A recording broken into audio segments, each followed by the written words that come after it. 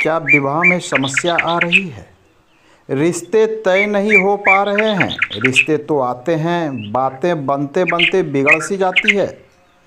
नमस्कार, बहुत स्वागत है आपका।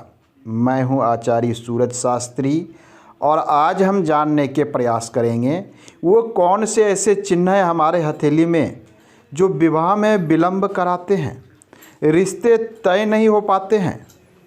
आज के समय में जब विवाह में विलंब होने लगता है तो विशेषकर माता पिता को चिंता होने लगती है। यह स्थिति यदि आपकी बेटी, आपकी पुत्री, आपकी बहन यदि अविवाहित है तो लोगों को चिंता बहुत अधिक होने लगती है कि किस प्रकार से इसका अति शीघ्र विवाह को तय कर लें। क्या आप जानते हैं कि जिस जातक का विवाह कराना है, यदि हम उसके हथेली पर एक दृष्टि डालते हैं तो कुछ चीज़ें स्पष्ट हो पाती है कि विवाह में विलंब के क्या कारण हैं या विवाह किस उम्र में होगा। हम ये जानने का प्रयास करेंगे। जब हम विवाह की बात करते हैं तो हमारी विवाह रेखा इस क्षेत्र में होती है, कनिष्ठ का फिंगर के नीचे। विवाह के लिए एक ये क्षेत्र देखा जाता है। दूसरा, गुरु बृहस्पति का भी क्षेत्र हम विवाह के लिए देखते हैं। तीसरा, शुक्र को भी देखते हैं। शुक्र सुख का कारक होता है। शुक्र को सुंदरता से भी जोड़ते हैं, भौतिक सुख सुविधा से भी जोड़ते हैं, वैवाहिक संबंध से भी जोड़ा जाता है। ये तीन स्थिति, तीन पर्वत के चिन्ह या संकेत ये तय करते हैं कि व्यक्ति का विवाह समय पर हो पाएगा या किसी कारण से विलंब होगा।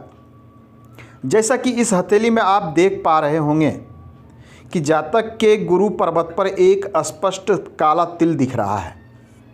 यह एक संकेत है कि यह काला तिल कहीं न कहीं विवाह में विलंब कराता है, बाधा उत्पन्न करता है। शीघ्रता से विवाह संपन्न नहीं हो पाती, लगते लगते छूट सा जाता है। ये आप देख पा रहे हैं। यदि ऐसा काला तिल आपके चाहे मध्य में हो या फिर किसी किनारे पर हो, यदि वो गुरु पर्वत क्षेत्र पर आ रहा है तो विवाह में विलंब होंगे। दूसरा संकेत हमें कहाँ से मिलता है? हम विवाह रेखा को देखने का प्रयास करते हैं। आइए थोड़ा सा हम इस हथेली को जूम करते हैं तो बहुत चीज़ें स्पष्ट हो जाएगी। अब देखने का प्रयास करें। जब आप यहाँ देखेंगे तो आपको दिखेगा कि इसके और इसके बीच में यहाँ पर दो रेखाएं दिख रही है। एक यहाँ दिख रही है, एक यहाँ दिख रही है और तीसरी रेखा यहाँ दिख रही है। अर्थात विवाह के तीन तीन योग दिख रहे हैं। तीन विवाह होगा ऐसा बिल्कुल नहीं है। ये विवाह के योग हैं कि इस उम्र में विवाह होने की संभावना है। अब आप ध्यान देंगे तो पहली रेखा पर देखिए, यहाँ पर एक ब्लैक चिन्ह दिख रहा है। यह भी एक तिल के जैसा चिन्ह है।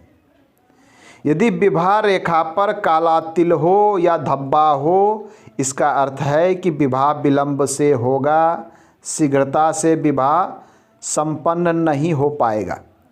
ऐसे जातक के माता पिता भी परेशान होते हैं और स्वयं जातक भी परेशान हो जाता है कि आखिर उनका विवाह कब होगा। तो विवाह रेखा पर तिल होना बिल्कुल शुभ नहीं माना जाता है। जो हम यहाँ स्पष्ट रूप से देख पा रहे हैं, ये कारण है कि इनका विवाह में विलंब होगा। ये एक महिला की हथेली है, एक लड़की की हथेली है जिसकी हथेली हमें भेजा गया था। इस पर बात करें तो दूसरी रेखा इनके पास क्लियर है परंतु विलंब से है। यदि आधे उम्र से ऊपर यदि रेखा दिख रही है तो इसका अर्थ होता है कि ये विवाह 25 के बाद, थोड़ी और ऊपर आए तो 30 के बाद विवाह होने की संभावना बन रही है, जो यहाँ स्पष्ट दिख रही है। उसके बाद हम देखते हैं कि एक रेखा और है। इस रेखा पर भी यहाँ काला एक धब्बा है।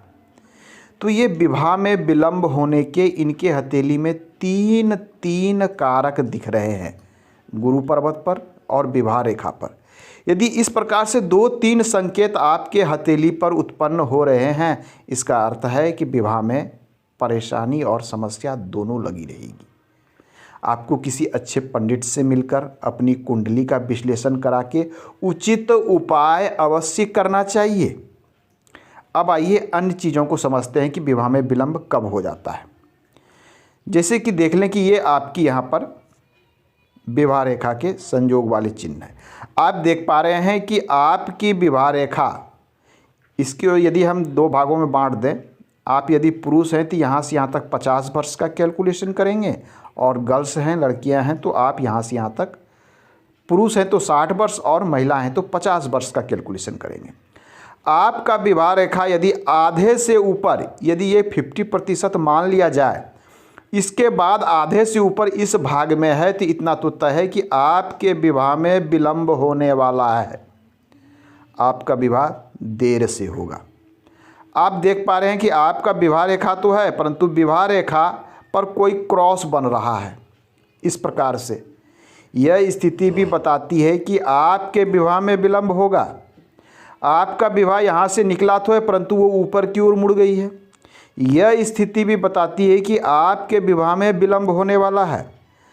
विवाह रेखा यदि यहाँ से मुड़े बिल्कुल ऊपर की ओर इस प्रकार से चला जाए, ऐसे जातक अविवाहित ही रह जाते हैं, इनका विवाह संपन्न नहीं हो पाता।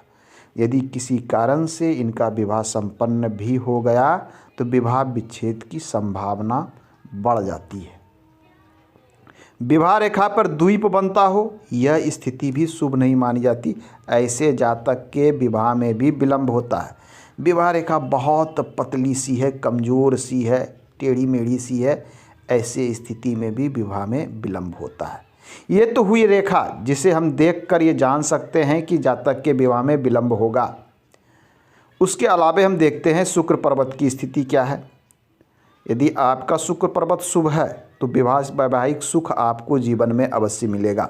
शुक्र पर्वत दबे हुए हैं, धसे हुए हैं, शुक्र पर्वत पर निगेटिव बहुत सारे चिन्ह हैं, तो ऐसी स्थिति में विवाह होने के बाद भी वैवाहिक सुख सही से प्राप्त नहीं हो पाता है। तो विवाह के लिए शुक्र पर्वत, गुरु पर्वत एवं बुध पर्वत के चिन्ह एवं संकेतों को हमें हथेली के अनुसार अवश्य देखनी चाहिए। साथ में आपको यह भी देखनी चाहिए, यदि आप महिला हैं तो आप अपने बाएं हथेली को प्राथमिकता देंगे और पुरुष हैं तो दाहिने हथेली के संकेत को प्राथमिकता देंगे।